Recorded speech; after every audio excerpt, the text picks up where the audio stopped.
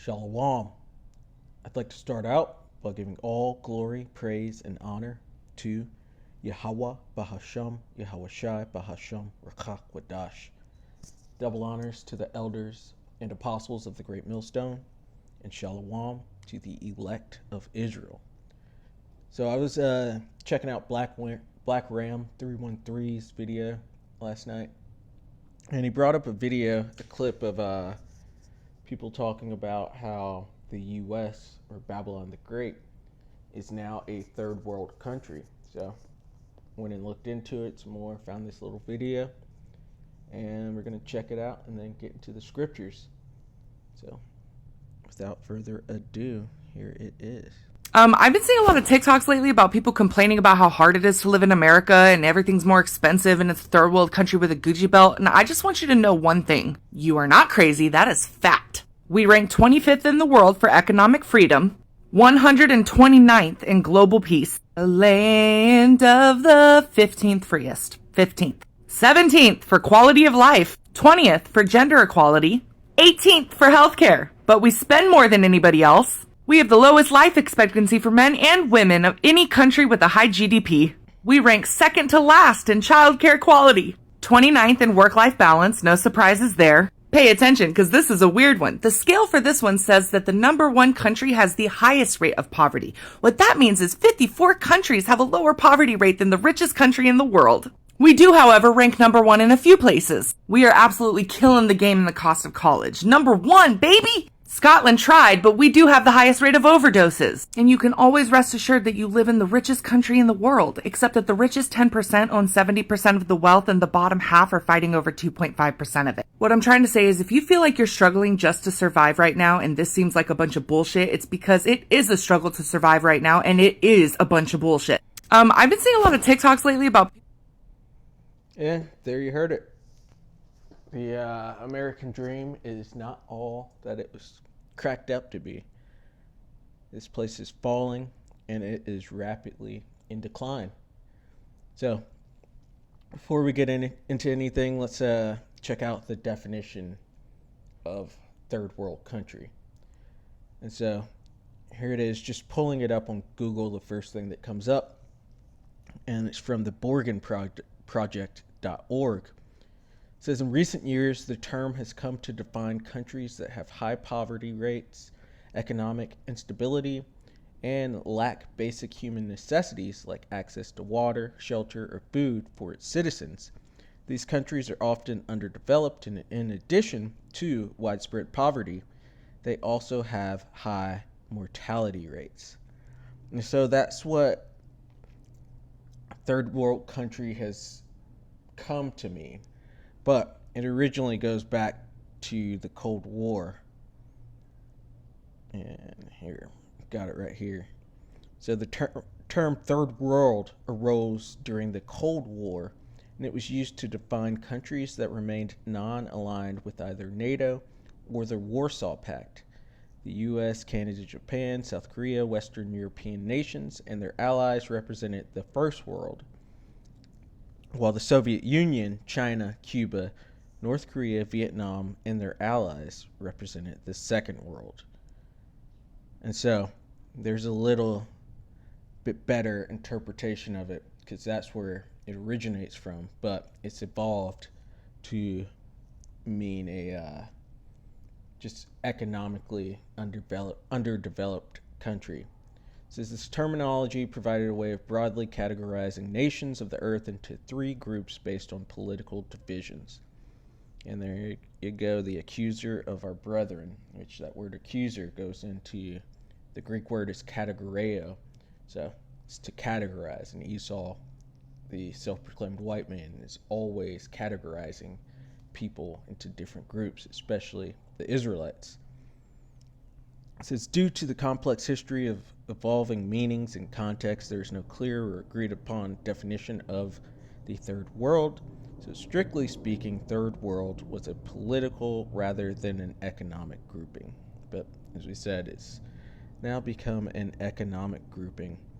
And just the whole idea of the U.S. becoming a third world country economically is really funny to me because a few years back, if you might remember, Trump called, I believe it was Haiti, a shithole country, and some other African countries called them shithole countries, speaking to immigration.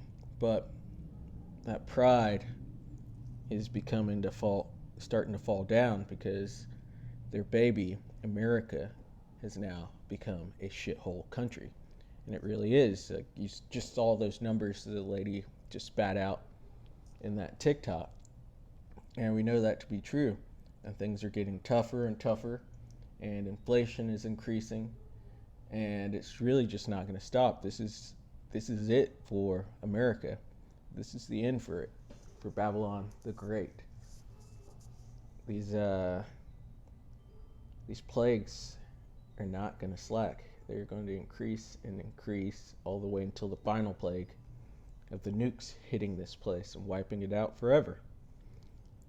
So, thinking of Trump and these Babylonians here and how prideful they are, and thinking America is just the highest of the high, the cream of the crop, they're in for a rude awakening because that pride on them is about to come to a fall. So this is Proverbs 16 and 18. Pride goeth before destruction, and a haughty spirit before a fall. And as the scriptures say, this place, America, had a look more stout than its fellows being the other Edomite nations, other Edomite countries. And the Edomites are known as being the most proud, but singling out America is even more proud than the most proud. It's up there. They, ooze pride. And the Lord hates pride. And as it says, pride goeth before destruction. And so that pride has been built up and built up with a couple war wins, like we're in World War II, and then setting themselves up economically after that. But we are now in the decline of this place, and the eventual destruction is coming. So just to say it one more time, it's Proverbs 16 and 18. Pride goeth before destruction, and a haughty spirit before a fall. And this place is about to fall. And you don't see these Edomites being nearly as prideful anymore, unless they are at a Trump rally or something like that. This is Isaiah 47 and 1, because this is what's coming to this place. It says, "Come down and sit in the dust." So leave that high economic position you were in, that high social position you were in. And this is speaking to Babylon, speaking to America. It says, "O virgin daughter of Babylon." Virgin because this land, America, has not been touched by an invading army yet. And if you want to think Pearl Harbor, Hawaii at that point in time was not actually a state then. It says, "Sit on the ground," showing it come out of that high position that they're in. "There is no throne, O daughter of the Chaldeans, for thou shalt no more be called tender and delicate." The Lord is taking away that golden cup status that America was in. He's built it up far enough, and it's ripe to be taken down. It says, "Take millstones and grind meal, uncover thy locks, make bare the leg, uncover the thigh, pass over the rivers." That's showing exposure, that's showing shame, because this place is being exposed for all of its wicked atrocities that it's committed since its inception, from stealing the land from the Northern Kingdom, the Native Americans and the Latinos, to enslaving the Southern Kingdom in the most brutal slavery of all time, up until these Edomites eventually go into slavery, because that they get double what we got. But It's all that violence that it took to bring this place to the point that it's at. All the lies that they took with their, or made up with their white supremacy, Slovakia. The lies about the Bible and the doctrine of the Bible, white Jesus, and, calling the Father white, the angels white, the Israelites white, all that supremacy talk, all that pride that it took to even get in that point, that's all being cast down.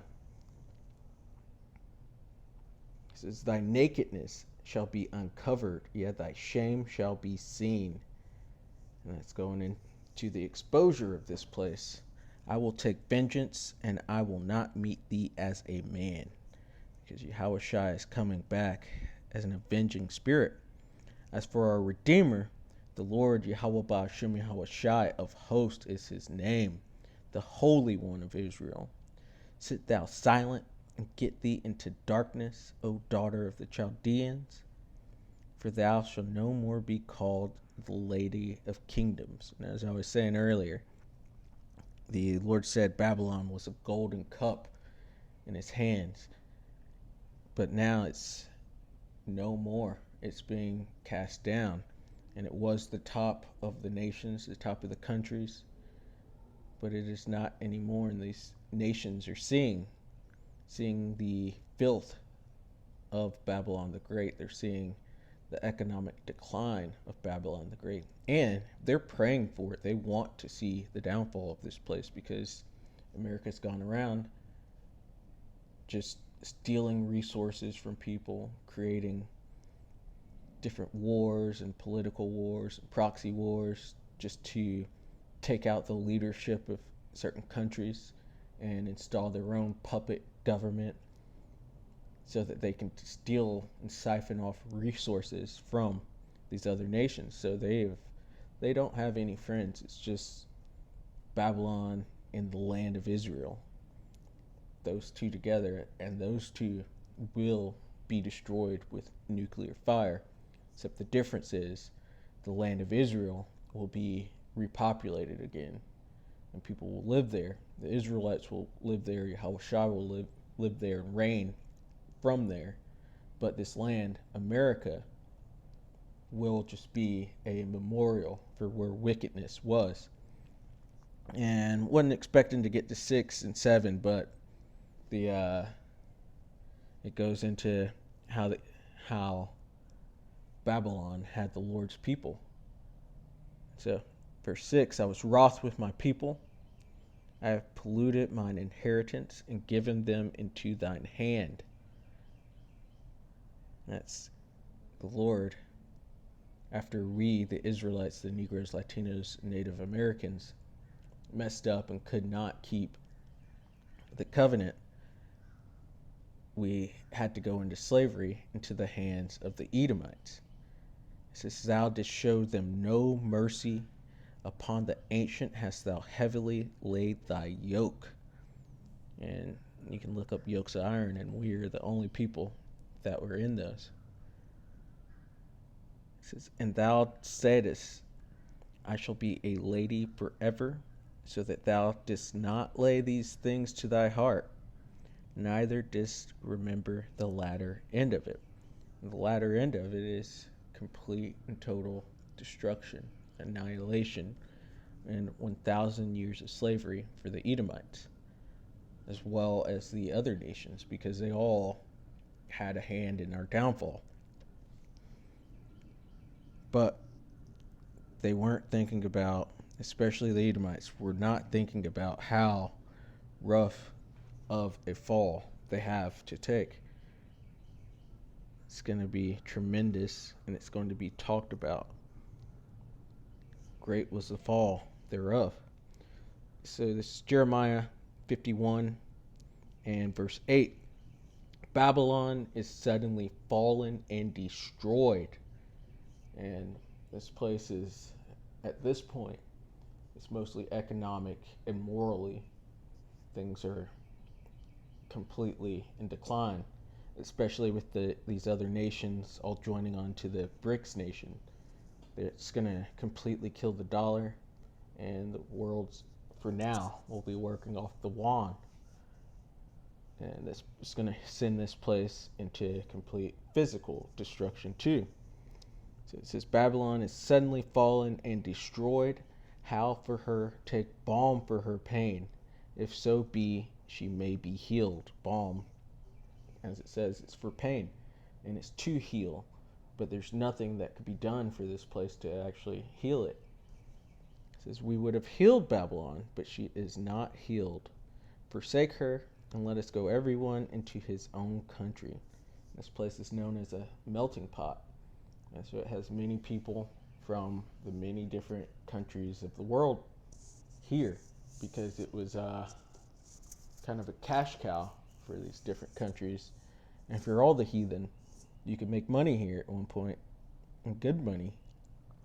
But as they see the destruction and the fall of this place, and how it's becoming a known enemy of the other nations, they're going to return to their own countries, because the writing is on the wall.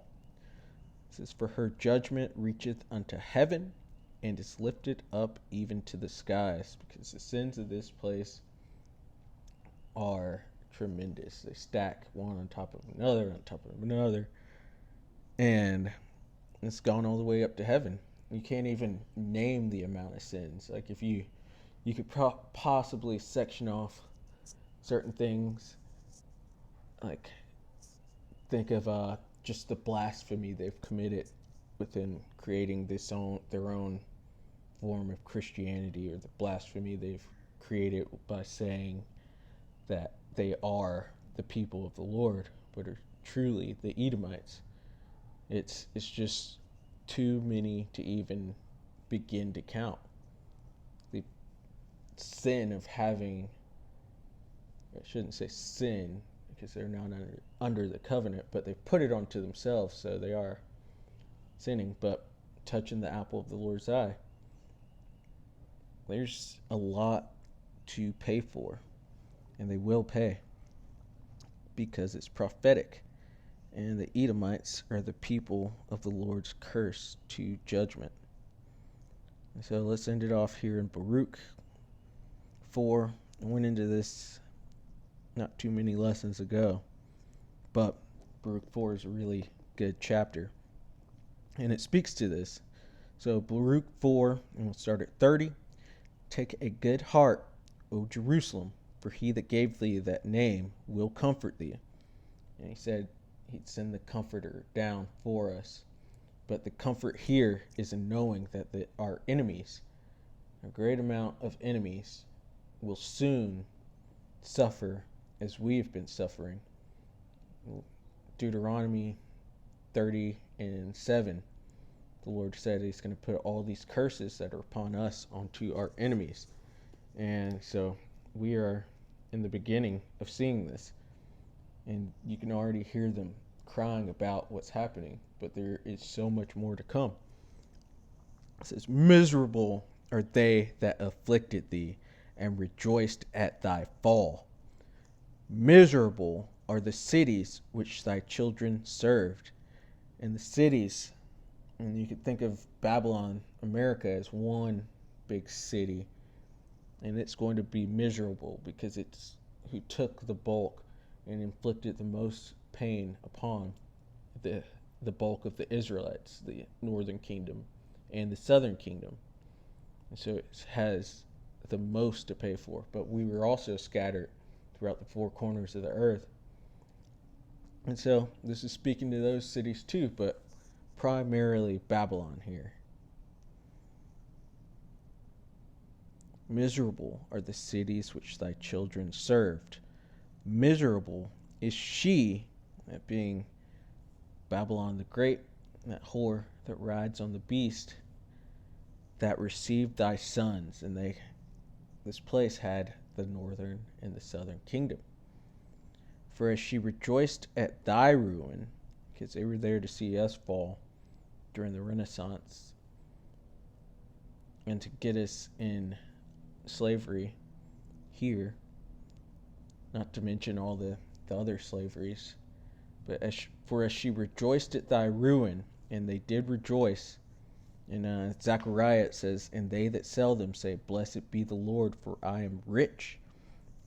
Because they thought that the Lord was on their side, but he is completely against them. And was glad of thy fall, so shall she be grieved for her own desolation. And we were in Isaiah 47 earlier, and it says, further down in the chapter, it speaks about how she sits as a queen and shall be no widow. But these two things shall come to thee in one day, the death of children and widowhood. Paraphrasing completely, but this place is about to have the greatest destruction of all time. And it's a third world country now. It's a shithole country. And so, Lord willing, that was edifying.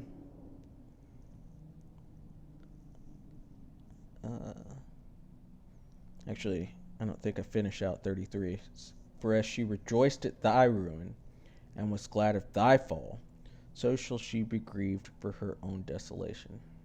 I did. But, yeah, Lord willing, that was edifying.